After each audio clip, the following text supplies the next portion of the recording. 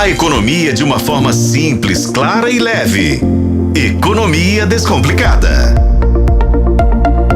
Uai, mas eu tô chegando aqui no horário errado, 7h50 já. Vocês estão adiantados hoje? O que tá acontecendo? Gente, é o seguinte, vocês estão, nesse momento são 7h14. Vocês estão acompanhando o Tempo News 2. É que o Economia Descomplicada de hoje é a nossa ordem do dia. E não tinha como ser diferente, porque havia uma expectativa muito grande em torno da sabatina de Gabriel Galípolo. E quem é Gabriel Galípolo?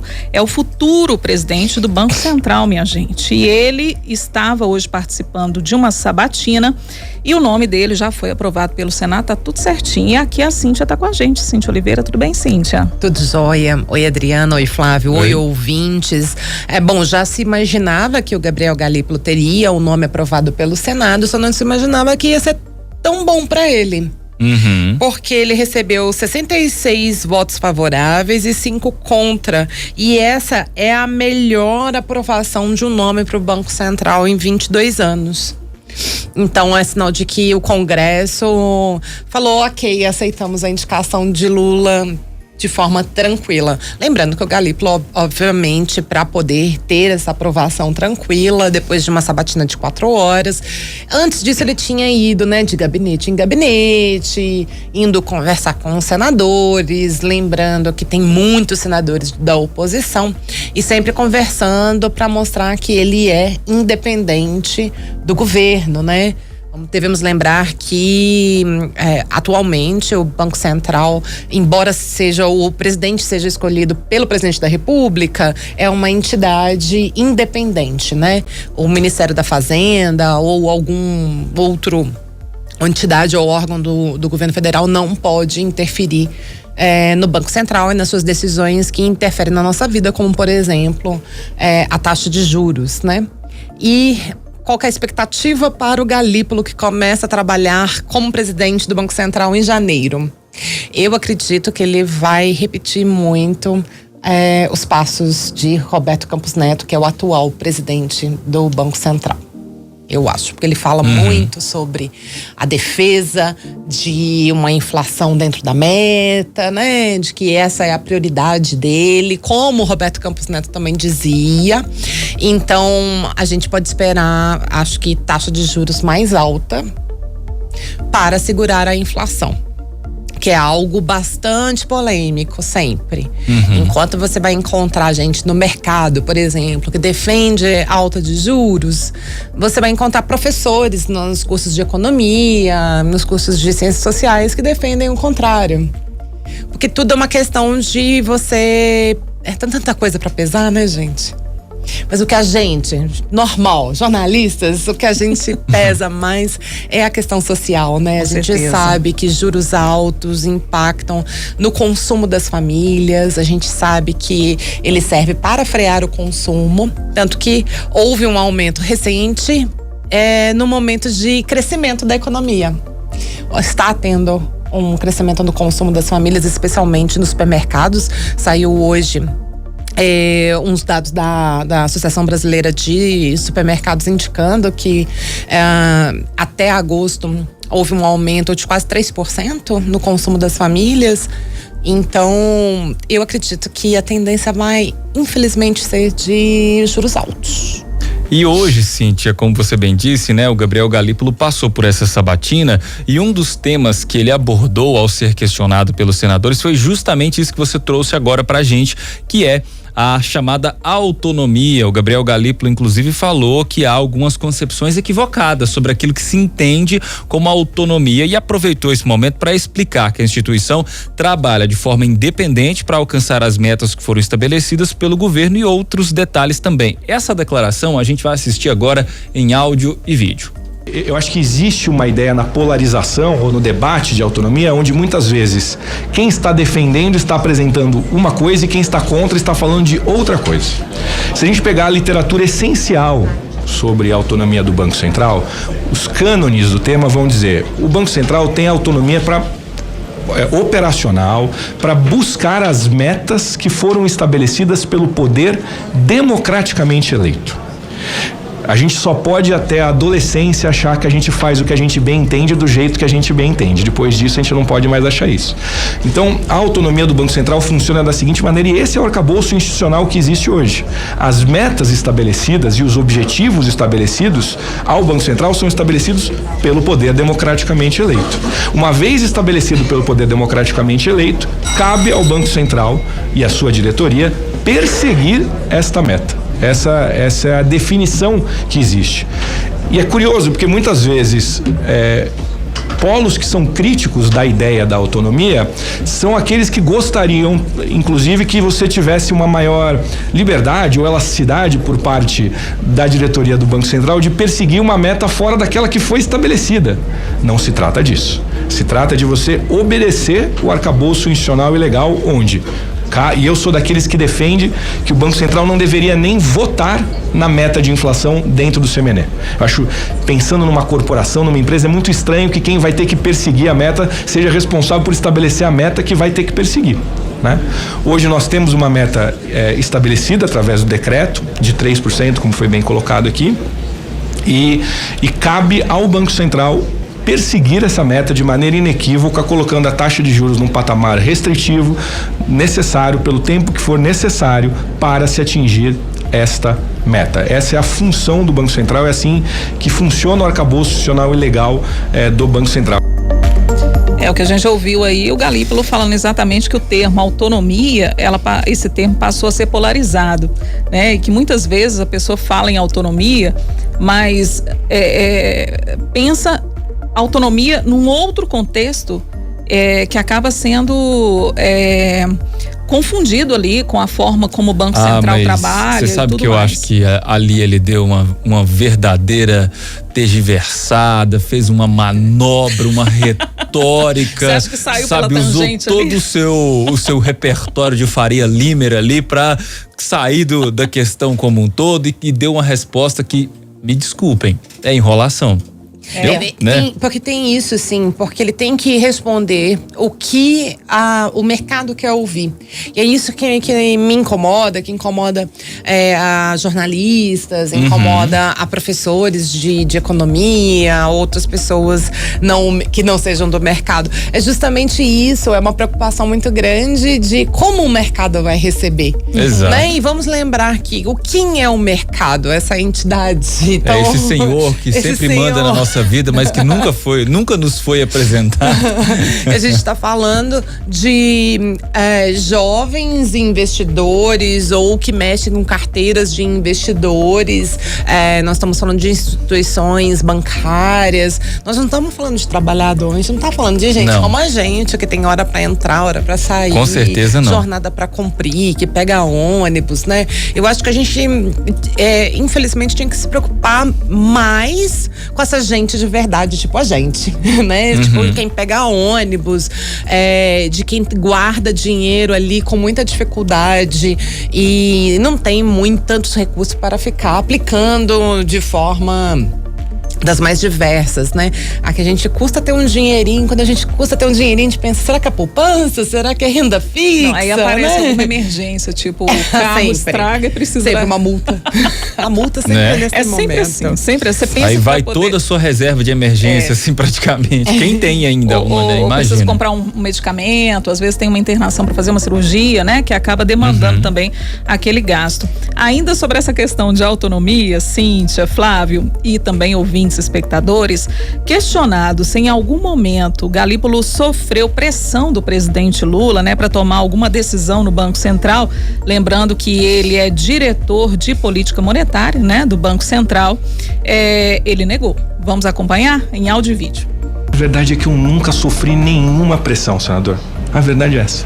Eu jamais sofri. Seria muito leviano da minha parte dizer que o presidente Lula fez qualquer tipo de pressão em cima de mim sobre qualquer tipo de decisão. Na hipótese de um dia isso acontecer? Eu terei a coragem, obviamente, que o pedido que sempre foi feito, primeiro, né? Vamos lá, o mandato legal do Banco Central é este, primeiro ponto. Segundo, todos os pedidos e recomendações que eu recebi dos senhores, inclusive do senhor quando me recebeu e me assegurando, me asseverando essa liberdade, é para tomar as decisões de acordo com a nossa consciência. O dia que você começa a tomar decisões fora da sua consciência, você vai começar a empilhar equívocos e vai ter muita dificuldade para explicar para si mesmo as decisões que você tomou. Então, a todo momento, todas as decisões que eu tomei na minha vida, e inclusive no Banco Central, eu durmo muito bem graças a isso. São sempre decisões de acordo com a minha consciência, e a minha obrigação aqui é tomar essas decisões de acordo com o que é melhor para a população brasileira. E eu tenho certeza que, na minha consciência, as decisões que eu tomei quando eu tive que cortar, quando eu tive que manter ou quando eu tive que subir, são as decisões que, ao meu julgamento, ao meu juízo, são as mais acertadas. Os comentários estão pegando fogo aqui, a gente vai ouvindo o Galípolo falar e a gente vai comentando aqui, né, Cíntia? Até porque são muitas questões, né, que para serem discutidas e para serem levantadas. Essa é a frase que a gente sabia que ele ia falar. De todas as frases mais prováveis, essa era a principal de todas. Porque é óbvio, ele não chegaria lá e falaria assim: olha, não, o presidente Lula vai já me deu uma listinha de tarefas que eu vou cumprir. Não, ele tem que dizer que ele vai ter um trabalho completamente independente do governo atual e do posterior, né? Porque lembrando que ele vai pegar um pedacinho do próximo governo também. Mas assim, eu acho que ele vai ser independente, sim.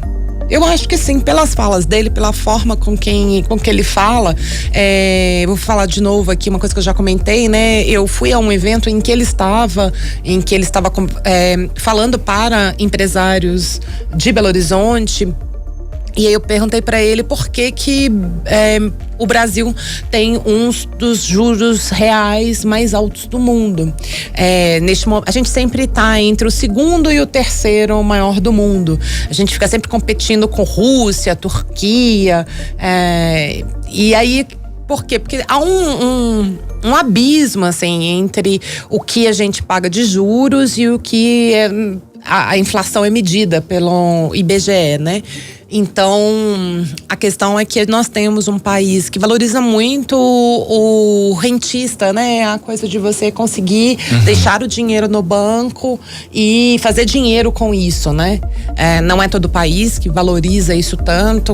Nós temos isso muito valorizado.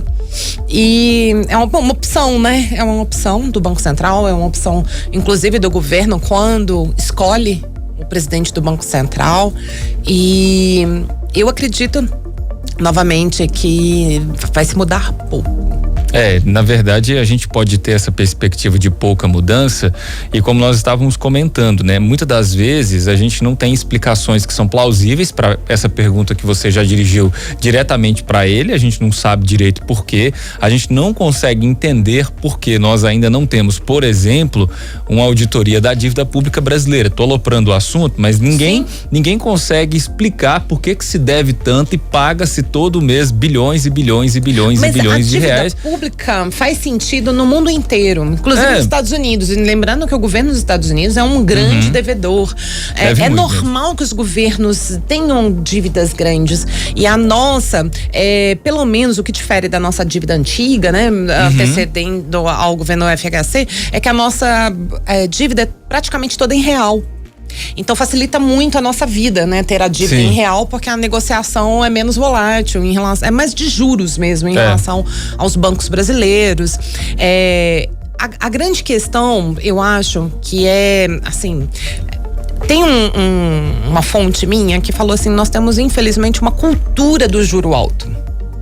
Porque o próprio Galípolo, quando eu perguntei isso pra ele, ele falou assim: realmente a gente precisa estudar. Ele não deu resposta. Ele falou: a gente precisa estudar. Por que o Brasil tem isso? E uma fonte, uma vez um professor me falou assim: olha, é uma questão de nós temos uma cultura de juro alto. Por quê?